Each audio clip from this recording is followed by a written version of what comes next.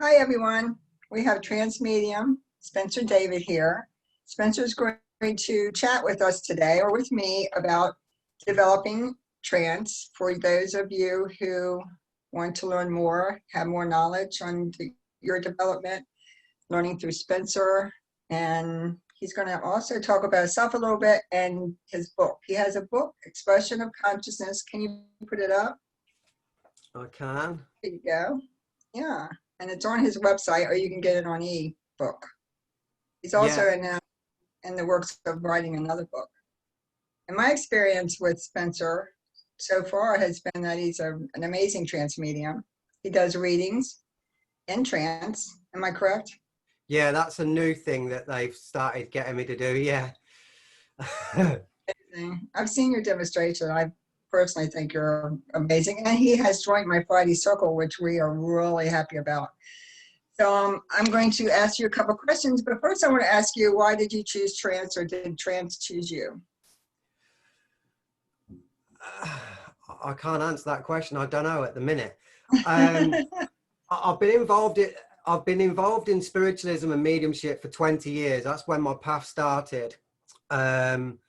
After my friend took his own life, and that's how I got on the path. And obviously I was developing mediumship, and I'd done the usual route, started working in the churches on platform, etc. And then through the development circles, then I found I could sit for trance. So that I've been doing trance off and on for about 15 years, I would say. I actually went the last few, when we've been doing the trance stuff recently, the penny dropped on me the other week that a lot of the times I've been working, I've either been in a very light trance state or overshadowed, because people talk to me, or when I'm talking to people about subjects of spirit, they suddenly pause for a minute and then say, "Spence, your voice has just changed." And I don't know it's happening. And so I get into a flow of conversation, and they slightly come in and tweak my voice and then start talking for me. So You can definitely tell. yeah, so this year has really allowed my trance to take off, because we've all been in lockdown and we can't leave our houses and whatnot. And I've, a couple of friends have obviously given me the opportunity to sit, to do development in trance, demonstrations of trance, which that's very new to me, in that sense. But I've been teaching trance. Well, I did a trance circle from 2014 to 2016, which that wasn't even my idea either. I opened a spiritualist church in 2010, and so of course I set up a development circle in clairvoyance and normal mental mediumship. And after about 3 years, I started to realize, when I was saying, right, do this, do that, they all kept saying, my guides are telling me to sit down. I'm like, what do you mean they're telling you to sit down? They said, I don't know, I get this feeling I need to sit down. My guides want me to sit. So I was like, okay. So I let them sit, because that's what they wanted to do. It's what their guides were inspiring them to do. And then my guides were saying to me, just let them roll with it. And they all started going into trance. Wow. And so I had to go home that night, and I phoned my mentor that was training me at the time, like, I've got an issue with my group. He's like, what's happened?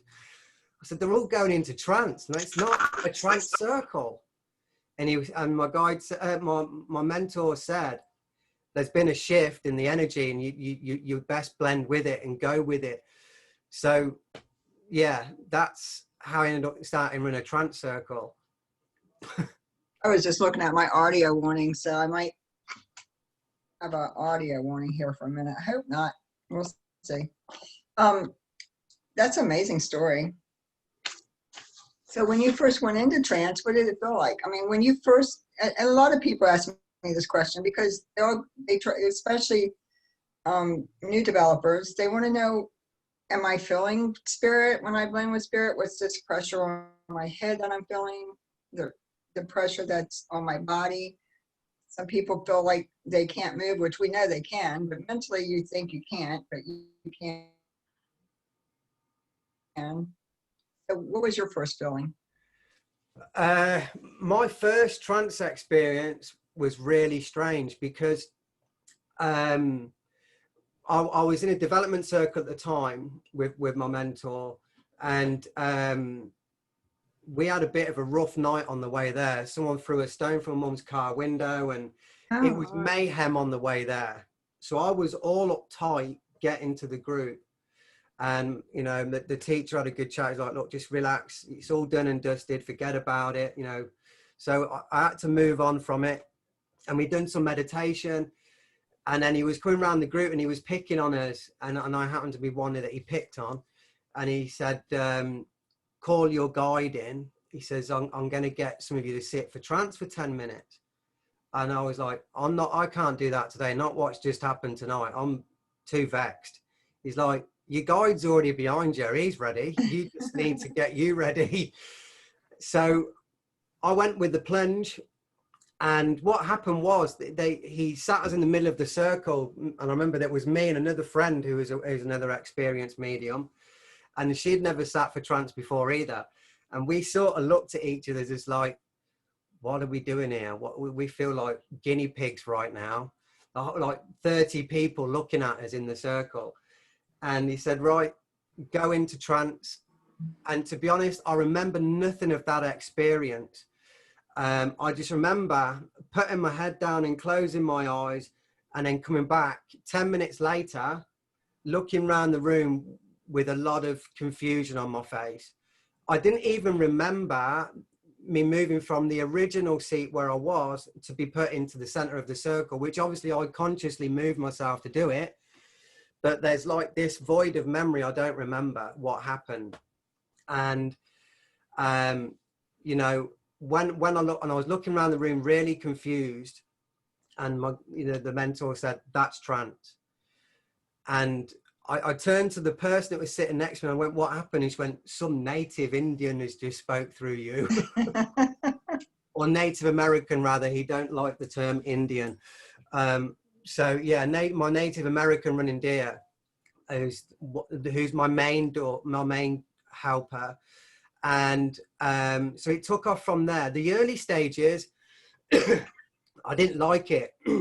And I was actually talking about this in the workshop I'd done at the weekend, helping people work with their guides. When I first started to blend with spirit and sit for trance, it made me feel sick. Yeah. And obviously that's to do with the blend of energy, and you get this sicky feeling in your stomach, in your tummy, and it can be quite discomforting. But we're always told that we're the ones in control, which is true, we are. So when spirit come forward and they place specific feelings or sensations on us, we can tell them with our mind that that's too strong. You need to reduce that a little. And they respond to that, and they find other ways of blending. There has been times in my early phases as well where I felt my guide, the way I can describe it is it felt as if he was sitting inside my body, which that's not necessarily what they really do. They just blend in our conscious field. They don't get in our bodies. They blend into our electromagnetic field of our body and into our consciousness. But he gave the impression for a little while that he was sort of inside me or in me. And I felt like my shoes really squashed, because my native's like 6'8" and I'm 5'3". And it felt a very squashed energy in my body. That only happened for a couple of times. And I think it was to allow me to understand there was another energy with me. And then once they started to realize that I was blending and going with it, then that sensation quickly was removed. And now it's the case of, like what I can feel now as we're talking about it, it's like I get a sensation at the back of my head where they're coming in, and then I feel as if I'm getting heavy and going down a lift, and then I'm out of it. You know, I remember my first feeling. I never got the feeling of that for a long time. You always look for it like when you go in trance, because maybe it's your first experience. I'm not sure. It's very special to you. So, and you get that unconscious feeling or unconsciousness, but I don't get it anymore like I Yeah. used to.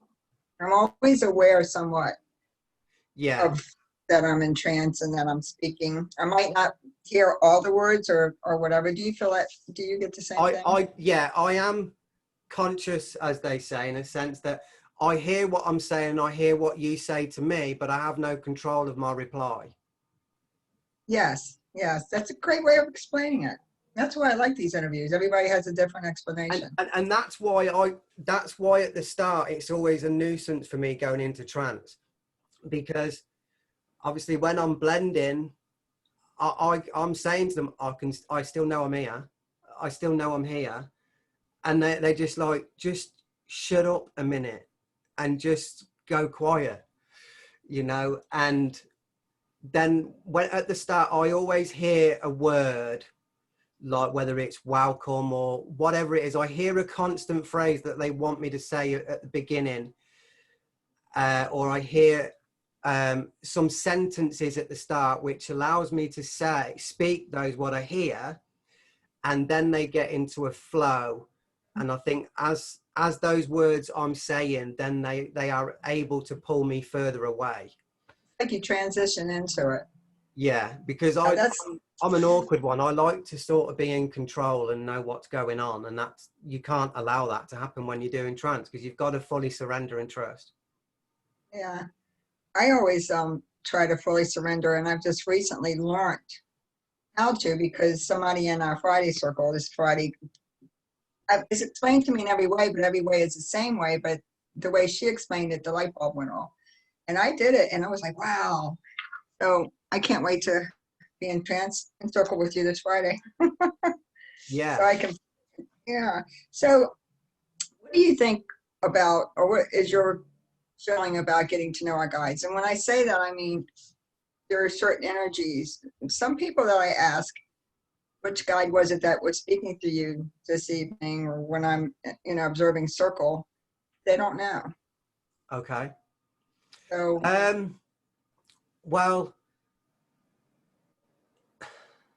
I do know, well, I don't always know that who's coming in. I just know it'll be one of the two that will come in.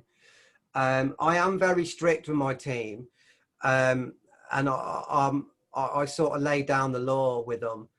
And for instance, so if I'm going into trance, I will say to my guides, only Running Deer or Chow Lee can speak through me, no one else. Or a little child George that comes through sometimes.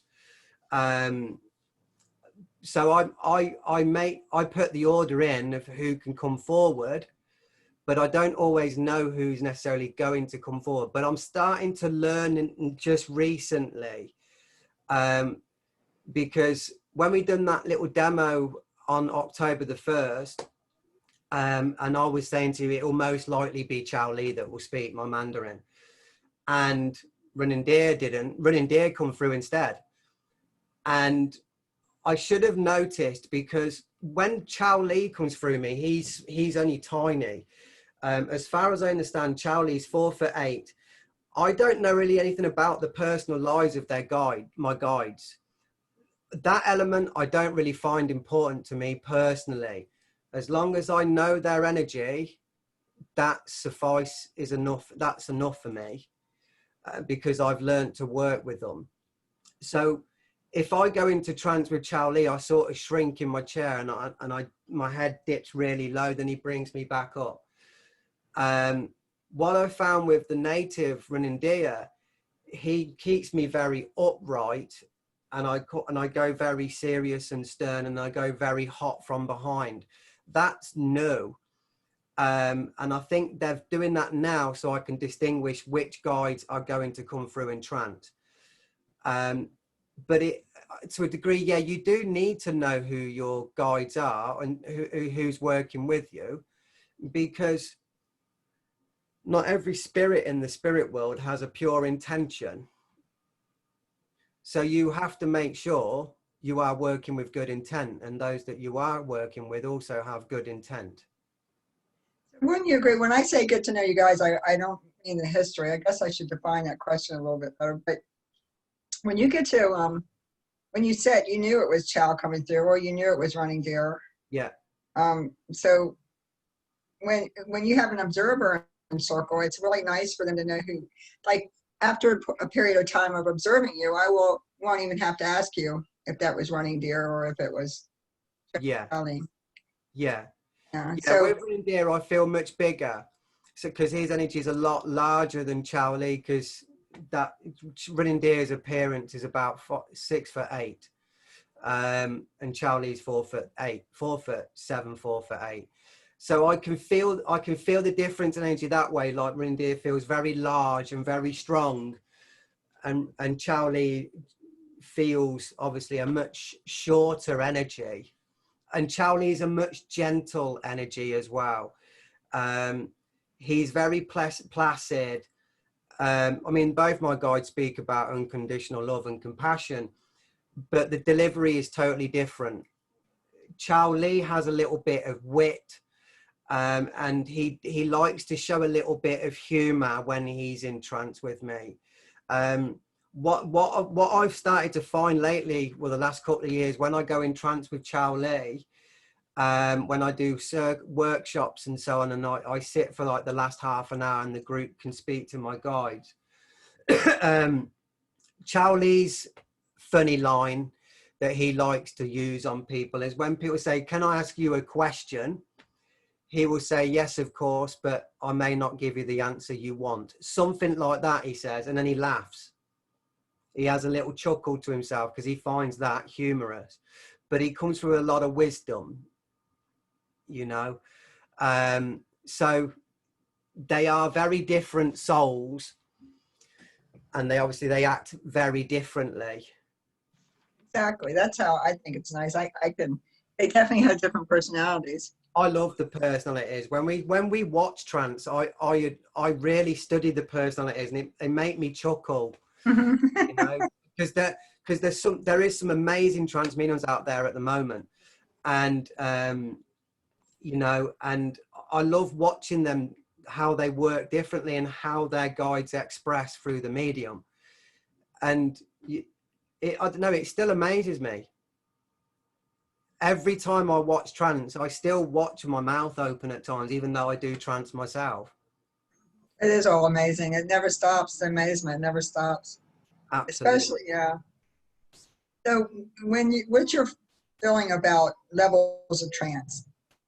Yeah, levels of trance. Yeah. So obviously when you're starting out, the chances are you may have an episode where you have one deep episode and you won't recall nothing, like happened to me, or they will start really slow with you, and it will be like a form of overshadowing where you hear the words come into your mind, and you are conscious to a degree, and you have an awareness of what's going on, and you just follow the words what are being said into your mind.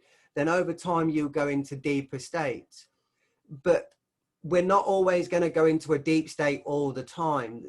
The blend fluctuates, what I'm starting to understand. Sometimes I can go into a deeper state, and sometimes I know I've not been in a deeper state. I can feel it when I come back.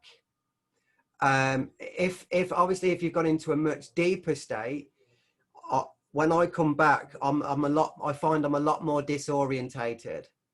So that's how I know I've gone deeper than normal. But there are multiple levels of trance states, I agree. because the way the brain breaks down, or the mind, because you've got the alpha, the delta, the theta state, etc.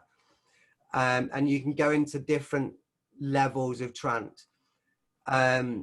You know, the likes of Robert Goodwin, a good friend of mine, he will obviously go into a deep state of trance. He's been doing it a long time, with his guide White Feather, and you know, and you can see it. Yeah. I don't believe everybody goes deep. I think 10% of the trance mediums are actually completely deep, where they Yeah, have no consciousness at all. But yeah, where they go into that deep theta state. I Yeah, mean, we're mediums and we bring spirit to us if somebody comes to us for a mediumship reading and we're not asleep. So it's, to me, trance is kind of similar in degrees. yeah, yeah. Because well, when we go to sleep, we're in the spirit world. That's what we ascend to.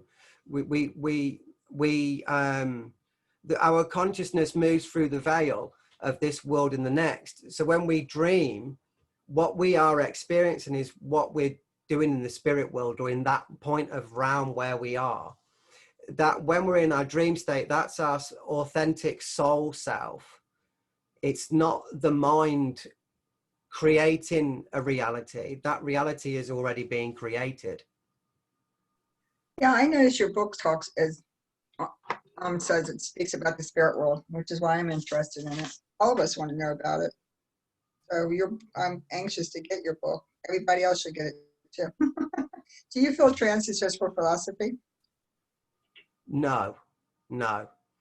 I do like philosophy coming through trance, but I think trance is an amazing tool to express knowledge. Because when we're in trance, through my understanding, they use our awareness that we've got in our consciousness and theirs. And I think when we're in a trance state, we have all this knowledge that we've learned through our development. And I think when we go into a trance state, the guys that come through can organize that information in our consciousness on a far greater scale than we can on a conscious mind level. And so when someone asks us a question, if we're in a good state of trance, the spirit world can find that information within us at ease and allow it to flow. But trance, it doesn't necessarily have to be for philosophy. You can do readings with it. I mean, there are mediums out there that go into trance and bring loved ones through, you know. It's something that I haven't done very much myself. I've dipped in and out of that, dabbling it within circles and development and trying to bring loved ones through in trance. But that's not something I would feel comfortable doing with on a public scale at the moment, because it's No. something that I haven't really had the time to develop it. At the moment, I'm just at the stage where I just allow my guides to come through and say what, you know, express their knowledge and their wisdom and answer the questions that are asked. There's a lot of traffic around me. I apologize. So, you know, I agree with you. We need to develop it. Like, we just can't go into trance and bring loved ones through. It's not easy. I can do readings in trance, but I haven't been able to bring loved ones through Yeah. myself. Yeah, I mean, like the readings I'm doing now in trance, it's new. And at the moment, I'm keeping it to the basis of people can book in trance readings to understand their own development and ask questions of how to spiritually develop themselves, and ask questions regarding the spirit world and spiritual matters, rather than your love life and are you going to win the lottery or whatever. Yeah, right. That would be great. Yeah. So, what about lighting? What is your opinion on what type of light you set under while you're in trance? My opinion on what? Lighting, the type of Lighting. color light, if it's light or bright. Yeah, some people say, like, I like setting in a dim light. It just comforts me, but I know that. I think I think it would be an individual preference. If you are very sensitive to light and you know light is going to be a problem with you blending, then dim the light and make it slightly easier on your eyes. I have noticed that because I do trance in this room I'm in, and I can't alter the light in this room. And I have noticed when I come out of trance for a minute, the room is really blinding. So I need to find a way of dimming that. But I would I mean, you can sit in trance in broad daylight if you're in a safe environment and you're in safe company. I would say you can go into trance in normal light. I wouldn't say we have to sit in the dark for trance. I guess it's down to the medium. I agree. Different conditions will suit different people. That's the way I see it. It's true. I'm the same way. I feel more comfortable in the dim light, but Yeah, I know that I can sit in regular light and do trance also. It's just in circle, I like it to be a little bit dim, but yeah. I do realize all of us need to get out of our comfort zone if we plan on doing demonstrations. I mean, the good advantage is if you are sitting in trance with a dim light, and then you have the occasion of transfiguration come in, then they will see it better in that slight dim light. You know, that's the good advantage of a dim light, that you We would have a lot see of that. Yeah. features change and so on. Yeah. Probably a lot easier than me sitting now and my features changing now. Well, yeah, exactly. And they probably are changing. They could be changing, but it's not, it's not as clear. That's what Yeah, I've noticed with the energy that comes around people in the circle. yeah. I catch photos of it, but if they're in a certain light, it's not easy to catch the photos. See, You can when see it, but you can't photo it. yeah, when I done the trance circle Oh, from that's about 2014 to 16, we did have it in a slight dim light. We had a salt lamp, and at the time our guides advised, or my guides advised us to use a Portaloo cabinet, and one of them, the fabric traveling toilets you can get, and they said it would just make it easier to contain the energy for the medium blending with trance. We wasn't doing it for physical, but they just felt if we keep them in an area that's contained, it will be better for them for the time being, to help them build that energy up. And we did it in low light, because we were finding there were a lot in my group, if the room was too bright, they were struggling to come out, and it was blinding for them, you know. So we did have to make changes in the room, well, turn out the big lights and just have a salt lamp on, you know, and it made it better for people. it does make it better for people, yeah. So what is your what are your goals for trance? What do you want to do with it? You want to I know you love trance. uh what's my goal? Well, to express the truth from spirit, Hmm. and to speak with compassion and love, and to share the vast knowledge that the universe has, because I do think, because the way the world is changing now, that the consciousness and on the vibration of the planet is shifted. We are aware that we're going from the 3D consciousness into the 5D. And I think mediumship as a whole is going to have a massive change. It's going through a massive change. And it has been changing for the last couple of years. But I think recently you're going to start noticing real soon, there's going to be more trance stuff happening, I think. Because the way I see it, more and more people now want to understand themselves on a soul level, rather than just speaking to their mum, their dad, etc. People want different things now. They want to delve into the nitty gritty of spirit, because when we give messages, that's only 1% of what the spirit world has to offer. Exactly. I have noticed that. You know, getting to know your soul and who you are inside and expressing yourself through your soul is an awareness. It's an Yeah, awakening. Like you said, and that was part of my awakening this past few months, actually. I'm learning to look at others through my soul and not through my personality or my ego. Even yeah, though I know that our ego can be bad for us, but it can also be good. But still, I agree. And I think there's been a lot of awareness of that through this pandemic that we've had. yeah. Yeah. Definitely. More and more people are meditating now and delving into realms of their consciousness that they never thought they could. Now, the commitment to trance, and you have to commitment to sitting in a circle. I think circles are important, and also you're committing to sitting in practice and sitting with your guides or even with others, but mainly by yourself at times. Yeah. What is your take on that? Yeah. Dedication, lots of it. If you want to develop your trance, that you've got to sit in the power. You've got to sit in the power. You know, the way I do it is one day sit, like yesterday I sat on my own for half an hour without my guides.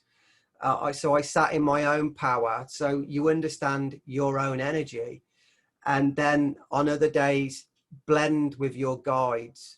It is paramount that you sit with them as much as possible, because I think the level of effort you put in to spirit, you will see that them expressing that out in your work.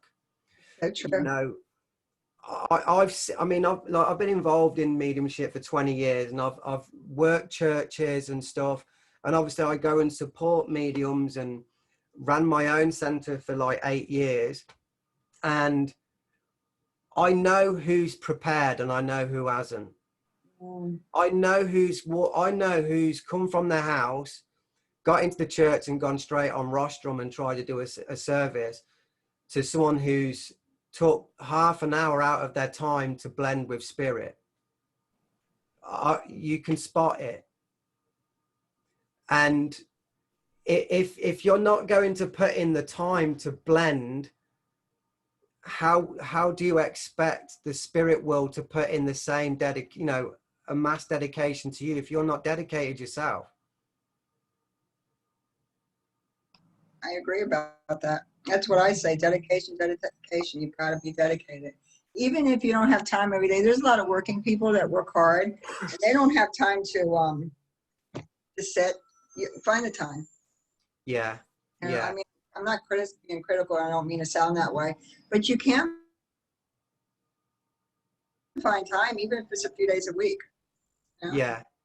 When I first started to develop, when I was hungry, and it was all new, and I'm hearing the spirit world for the first time, and I'm seeing the spirit world for the first times, and after about 18 months of development, I started to realize sitting every day was paramount. And for a couple of years I dedicated, and I would sit about 3 or 4 o'clock every afternoon for at least an hour. And that's why I've managed to be able to write about some of those experiences in my book, where I've sat with running deer for meditation, and he suddenly took me into the spirit world, where I visited a friend that's in the spirit world and went into his house and seen what his reality was like, which is where he was at that time is the realm of illusion, or the Summerland, as it's also known as. The realm where we go, where we still have all our desires within the physical world. So what we think we manifest, we create within a moment. And I remember when I went when I done the meditation with him, and I remember for a few moments I felt as if I was flying, and I remember saying, what's going on? And then I remember that I was in a street, and I was outside the front of a house. I'm like, where am I? And my guy's like, just go on in, you'll be fine. And I went into the house, and I could hear Elvis being played. And I'm like, hang on a minute, who liked Elvis? And it was a gentleman I knew from my local area. He was an alcoholic, and he was a bit older than me, but I used to go and sit with him and watch him and, be a bit social with him, because he was a loner. And we become good friends. And he passed away many years ago, and it was his house I visited. And because he always loved Elvis Presley. And when I went into his house, I could hear Elvis Presley music blasting through his house. And then when I was in his home, he came into the room where I was standing, and I'm like, oh my God, Richard, it's you. And I remember talking to him, and I mean, like, you know, there's stuff I wrote in the book about the conversation, and, you know, it's like, you know, what happens if you want this particular thing? He said, you just think of it and it's there. And because, for instance, so he gave an example, because he liked to drink. He said, so I want a drink. And he stood in front of me, and a pint of beer just manifested into his hand, just like that. And I'm like, wow. And then he took me to another part where we understand about the physical life we lived, where through the experience I seen it, this doesn't mean everybody's going to experience it this way. Because when we get experiences from the spirit world, the information we get sometimes is from the perspective of the awareness of the soul that we're communicating with. And he gave it to me in a way that we was in a theater, in a cinema, watching a big screen. And he says, we watch our life back. And I said, well, you went to the spirit world at 54 years old. How can you watch 54 years of life? And it's like, he said, well, it don't quite work like that. You have to watch the things you need to understand, situations you were in, and things like that. So, you know, obviously there's no time in the spirit world. A year to us is nothing to them. You know, we can't comprehend what time is to them, you know, because we go through 24 hours in a day. To them, that might feel like an eternity. They can do a hell of a lot more than we can in 24 hours. I think we need the structure of time now in our world. Yeah. Be in trouble if we didn't have it. That's Yeah, amazing. definitely. That's an amazing experience, Spencer. I'm glad you shared that with us. I love that. I had a similar, not quite that experience, but I've had a similar experience. But I won't go into it. I do think that people are more interested in what's going on in the spirit world, and that's why they want to do trance. At least that's my opinion. And I do know that when I started doing trance, I expected to be able to share the consciousness with spirit and think that I'm going to know everything about the spirit world there is, but you don't. And a lot of people expect that. But that was part of my development, realizing that no, we don't. They share our consciousness to speak through us, and we share theirs. We're blending together, of course, but we don't see or know what's going on. There's boundaries. Yeah. When we go into trance, we don't instantly become all-knowing and aware of everything, because they do have rules of what they can and can't relay back to us. You know, and I think as well, through my understanding, it's the information they use it's got to be in your awareness to begin with. So you do have to study stuff. But what they do is they find the stuff that's truth, and then they express that, because the spirit world can't come through and lie. I still get confused with the study stuff because I'm not I mean, I read, but I'm not a bookworm. You know, I don't read books all the time, but, you know, today I sat for development with a friend earlier, and my guy came through and said stuff that I was like, okay. He spoke about that I didn't realize would come out of my mouth. Basically gave a reading, but it kind of surprised me, is my point. So, but you say you have to have a lot of knowledge. It helps. Yeah, I bet it does. It helps. You know, the last couple of years I've been studying different things more than before. I think the way the spirit world is sharing knowledge is different now, because I think the spirit world now want to blend science. So I've noticed, me included, I mean, I didn't know anything about quantum physics at school, and I wouldn't claim I still do now. But I've looked into quantum physics a little bit, to give me understanding about energy and vibration and frequency and stuff. And it has helped looking into certain areas, and the spirit world can use that knowledge. You know, I mean, I never thought about learning about the cells of the body and then realizing the cells in your body is your light code. Right. Which I just recently learned that myself. Yeah, and that's something I've only come across about 2 years ago, you know, but the cells in your body is the light code. And it's that code that allows us to express the way we are in our physical form, you know, which is coming from our higher self. Yes. So as far as I understand, we express ourselves in this physical form because that's the way the higher self is expressing on a visual level. Do you think that some people, when they're in trance, may be speaking from their higher self and not in trance? And what's your take on that? Well, why not? I suppose they could, because when we communicate with the spirit world, we've got to connect to our higher self anyway, because that's the bridge between the two. Your higher self, I suppose you could call it your super consciousness. If it is part of your higher self coming through, I don't see an issue with it. If the information from your higher self and your soul is relevant, then so be it. You know? I agree. I think it's great if you can reach up to your higher self, and eventually it will be a spirit personality coming through consciousness, which I had a problem with seeing it, you know, when with consciousness. What I mean is I always picture, as a child, I've always had spirit in my life. I've always been just natural, even though I needed guidance from other people of understanding what's going on. I always looked at myself as passing and my soul leaving my body, shaped like me. Mm-hmm. You know what I mean? As a body, as a person. And they present themselves to us when they show themselves to us like that. But people say they're consciousness, that spirit's a consciousness.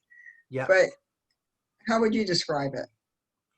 Yeah, we are consciousness. Consciousness is thought, and thought is consciousness. So everything is thought. We know the spirit world is the thought world.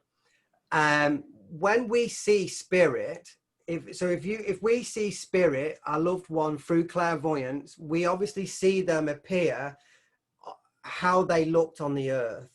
They express themselves that way, so you understand who you're communicating with. But the true reflection of what we look like when we go to spirit, we don't look human form. We're light bodies. That's my understanding. And there's a section in my book where I talk about a light being. Now, this happened like at the very early stages of my development, and I didn't know what the heck happened that day. I'd stopped over at a friend's house, and they'd gone to work, and they left me to lock up. And there was like 3 bangs on the window of their French doors. And I remember looking, I'm like, who on earth is that in a yellow tracksuit? And then when I realized, I looked again, it was this gold being standing in the doorway of this person's house I was at, hovering off the ground. And I remember staring at it. I didn't even blink, because I thought, if I blink, that's going to vanish and I'm never going to see it again. So I made sure I couldn't blink, and I went to the door, and it was the only way I can describe it. You've seen the film Cocoon, right? Where they remove the skin layer and you see that gold body. Yes.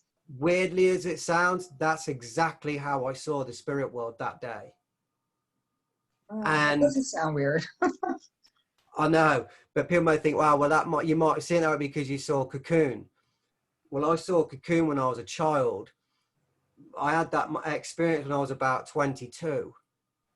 And the film Cocoon never even entered my mind when I was experiencing it. But it was hovering and waving, and it was smiling. And I just like, oh my God, I want to say hello to that. There was no fear, which was odd. I just become so overwhelmed with excitement.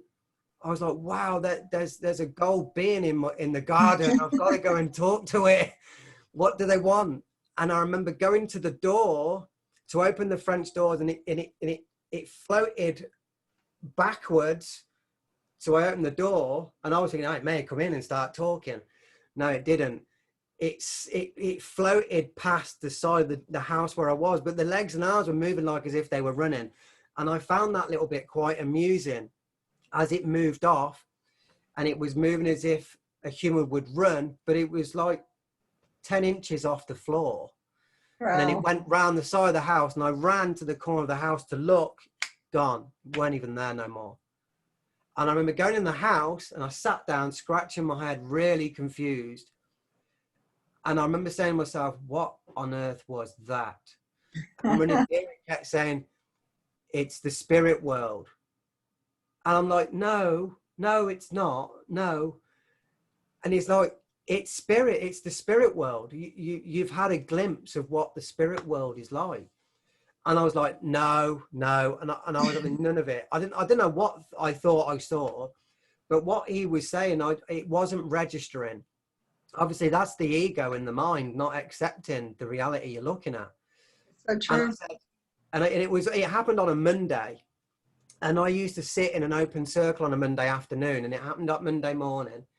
And so I said, okay, if it was the spirit world, then you need to get someone in the circle today to tell me that I seen spirit apparition. And Running Deer said, okay, that's exactly what I'll do.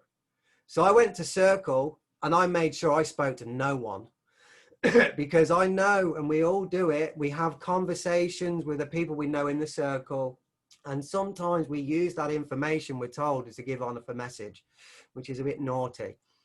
And you know, and I made sure I never told nobody a thing. And they made me wait to the very last person to give a message. And they said, Spence, I've got to come to you. And I said, okay. And they said, you saw spirit this morning, stop doubting it. And I went, did I? And he said, yeah, you seen a full apparition of spirit this morning. That's what they're telling me. You've got to not doubt. And I went, that's all I needed to know. That's amazing. That is really amazing. Well, you have a lot more experiences than I have, and I love your stories. They're amazing. So that story is in my book, in Expression of Consciousness, and with the story of me visiting the spirit world, visiting my friend Richard. You know, my book talks a little bit about trance and my journey into development of spirit. But the book also allows me to explain certain things, like what clairvoyance is, and what clairaudience is, etc., and the difference between seeing spirit through clairvoyance and physical materialization. You know, so it's not just a book with an emotional story in it. There's information in there that will help people have an understanding about their development and spirit. It sounds amazing. I can't wait to receive it. I'm going to order mine after we get off here. This has been a great interview. I love your experience, and you're on my panel, right, for December. Yeah. Exciting. Speak. We're going to have live. I'm going to start advertising it soon, so we'll have a lot of people on. So it's going to be amazing. Thank you, Spencer, for your time. And I will upload this video soon. Yeah. Thank you. I'm going to pause this.